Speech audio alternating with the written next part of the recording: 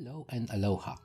My name is Ovi and today we will learn how to import a pattern or a chart into Pattern Keeper app we just learned to install. As you already know, patterns and charts are available in PDF format or on paper. We will use the PDF format, and in a future video I will show you how to import your paper patterns or charts into Pattern Keeper. Step 1. I opened the Pattern Keeper app and I pressed the green plus button from down right side of my screen. Step 2.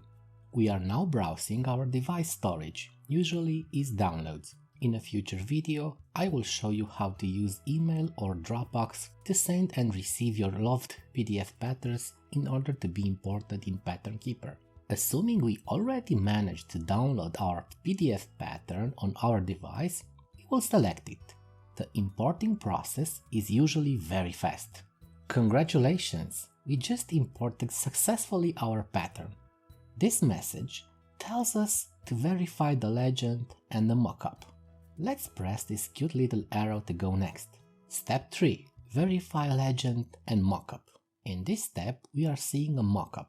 Personally, I like to call it a virtual stitched piece. Don't get worried if this mockup looks a little bit weird.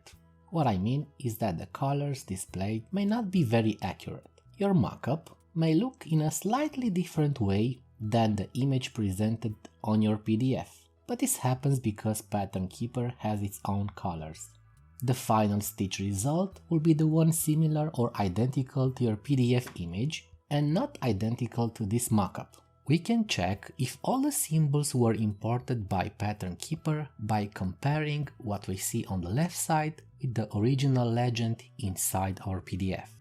Step 4. In the upper right corner, we can click the PDF button in order to see our PDF pattern. Well, this is helpful to check whether the symbols and the thread colors were all imported or just partially imported.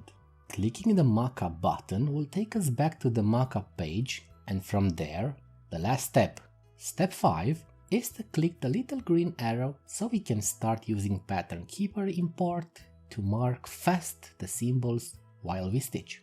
That's it for now. In the next video, I will show you how to mark the stitched symbols, how to mark your parked thread, and many more. Please like and subscribe to my channel in order to be notified about the new upcoming tutorials from the cross-stitching world.